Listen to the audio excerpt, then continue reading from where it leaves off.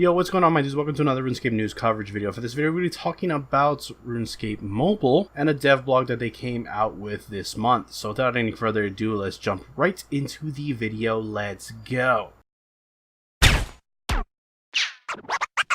Cats is the illest. What you talking about, Willis? Alright guys, mobile is something that I currently go on from time to time, not very often, and I tend to do things like daily challenges, maybe check up on my player on farm, things like that. Haven't really done any combat, but it is nice to have on the side. It's good that I got into the beta when I did. But that being said, Jagex put out a new dev blog regarding the status of mobile and changes they want to make going forward. So since the last time they raised the Android beta cap, they've been looking closely at player feedback as well as analyzing how new players find the game to play. This has ultimately led them to a conclusion that while the game is performing fairly well for existing players, they do want to make that new player experience far better, especially considering the amounts that they expect when mobile launches fully. That means that they want to make wider changes to the UI to make it even further accessible to somebody who is not familiar with RuneScape.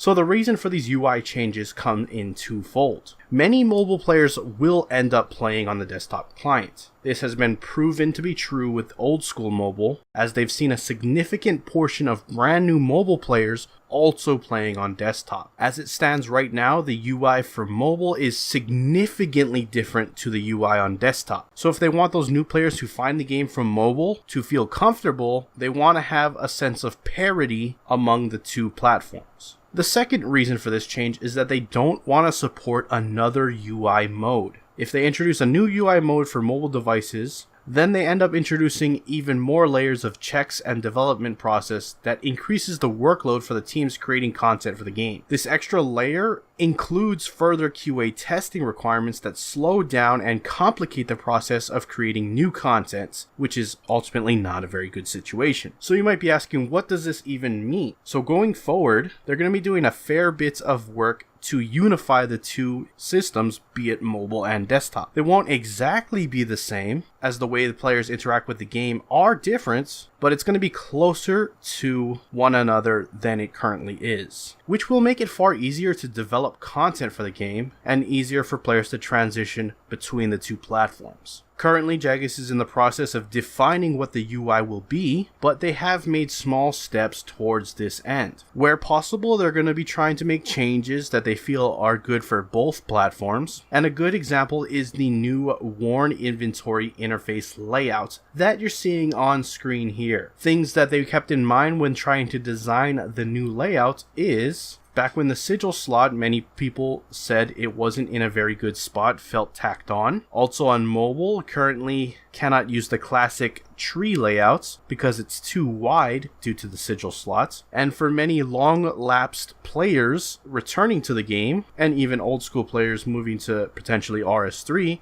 a few new equipment spots have been added over the years. While the core interface hasn't changed, these new slots can reduce familiarity with them, which is why they've tended to move them at the bottom of the screen. Also, for new and low-level players, these slots are not relevant until mid to late game. Grouping together these slots helps make the equipment interface feel less busy and intimidating. It also helps separate the mostly consumable item slots from more permanent things like armor and weapons. It is, however, important to note that doing this change will make the interface taller, and this could possibly affect top-level interface layouts. And the position of regularly moved slots has been moved, so if you interact with those slots via the interface itself, it will take a little bit of muscle memory rewiring. So as you can see from this change, there's some potential drawbacks. It's going to be hard to update the UI and please everybody, but they're going to be doing their best to make sure that these changes are not only useful to all players, new and existing, mobile and desktop, but will also include the community in the process of evolving these interfaces and making changes. That means we can expect to hear from the community and development teams in the near future regarding these things. The next thing I'm not going to really touch on because my previous video went into